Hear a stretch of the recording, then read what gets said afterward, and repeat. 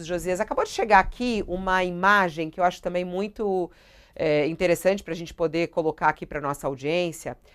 Tratamos há pouco sobre o sequestro do ônibus no Rio de Janeiro e a gente está vendo aí a imagem no momento em que o sequestrador Paulo Sérgio de Lima compra a passagem com dinheiro vivo. Ele que comprou a passagem com destino a Juiz de Fora, em Minas Gerais, na rodoviária do Rio de Janeiro. Então é aquele caso que você mesmo tratou ali com o governador, ele ali andando livremente, né, comprando ali a sua passagem com dinheiro vivo. O vídeo foi gravado a 1h46 da tarde de terça-feira, momentos antes do criminoso sequestrar o ônibus. No vídeo é possível observar que Paulo Sérgio fica alguns minutos no guichê, apresenta documentos e faz o pagamento da passagem em dinheiro, lembrando que ele teria ficado preocupado no momento porque achou que já poderia estar sendo perseguido pela polícia ou por traficantes, era a preocupação dele. Ele faz essa compra, devolve o documento, compra a sua passagem, entra no ônibus e aí tem a troca de tiros, não, tem o tiro que ele dá nas duas vítimas e depois o sequestro que ele faz. Você até fez a entrevista comigo, com o governador, mas não comentou sobre esse episódio. Queria te ouvir, ô Josias. Chega essa imagem aqui que eu acho que vale a pena. Como é que você analisa esse caso, mais um sequestro de um ônibus no Rio de Janeiro, o desfecho desse episódio e, inclusive, esse personagem, né, que é esse Paulo Sérgio de Lima, que é o sequestrador que está detido agora? O desfecho foi, se você acompanha a história do crime no Rio de Janeiro, você há de se lembrar, Fabiola, você é muito nova, mas há de se lembrar do caso do ônibus 174, foi inclusive objeto de um filme do Zé Padilha, que esteve conosco aqui dias atrás. Era um retrato das mazelas brasileiras, né? Um, um, um criminoso que tinha sobrevivido ao ataque, à chacina da Candelária, no Rio de Janeiro, sequestrou um ônibus e havia 10 passageiros no ônibus, passou horas com a transmissão ao vivo pela televisão. O sequestro durou horas, uma negociação que não terminava. A certa altura, ele resolve se entregar e aí ele desce do ônibus com uma refém, uma Geisa, salvo engano de minha parte, é, e ele agarrado à refém e um dos policiais resolve atirar, porque achava que ia matar o Sandro, que era o sequestrador de então. E ele acaba alvejando a refém, a Geisa.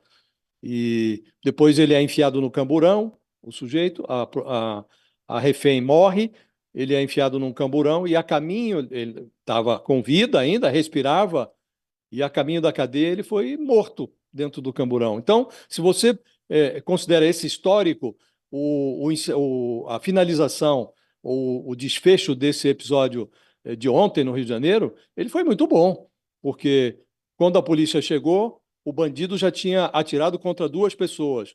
Então, são duas pessoas que, uma delas, inclusive, está lá em estado crítico no hospital, né? Foi alvejada no coração, no pulmão, no baço, quer dizer, levou 3 tiros, né?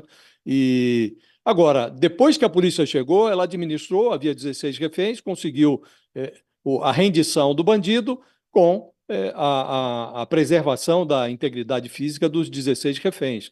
Então, nesse aspecto dos males, o menor. Agora, se você considera toda a história, Fabiola, esse Paulo Sérgio Lima, ele não devia estar nesse guichê comprando passagem de um ônibus interestadual na rodoviária do Rio de Janeiro, porque ele tinha sido um criminoso condenado em 2019, um assalto a ônibus em 2019, e ele foi beneficiado pela progressão do regime e estava ali com tornozeleira num regime de liberdade vigiada e tinha que se apresentar à vara de execuções penais, não se apresentava, desrespeitou as regras e estava há 1 ano e meio, há 1 ano e 7 meses, com um pedido de providências no Judiciário do Rio de Janeiro.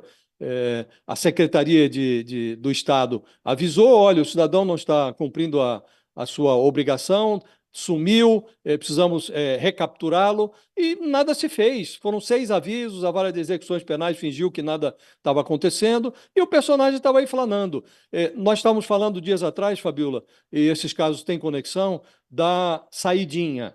Está o Congresso agora a proibir a saidinha de preso nas penitenciárias. Foi o secretário de Segurança de São Paulo, o capitão Derrite, voltou para o Congresso só para tratar disso na Câmara dos Deputados, e eles querem proibir a saidinha sob o argumento de que isso facilita a fuga. 95% dos presos que saem com essa saidinha nos feriados e nos dias, nas datas especiais, Dia dos Pais, Dia das Mães, Natal, 95% retornam, até porque estão no regime semiaberto.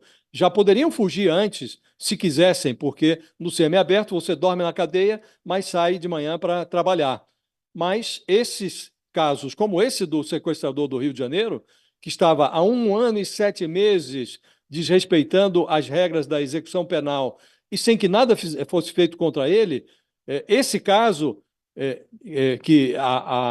que trata de 5% dos casos do sistema penal brasileiro, ele prejudica os outros 95% que cumprem regularmente o que está determinado na lei. Então, você vai apertando a legislação no pressuposto de que isso vai resolver o problema, e não vai, porque o problema não é esse. O problema não é a ausência de lei. As leis já existem. É preciso que essas leis sejam aplicadas adequadamente. Se as leis estivessem sendo aplicadas, esse personagem não estava na rodoviária do Rio de Janeiro ontem, não teria sequestrado o ônibus e não teria atirado contra 2 pessoas, uma delas está em estado crítico no hospital. Então, não é preciso novas leis, Fabiola, é preciso cumprir as leis que já existem.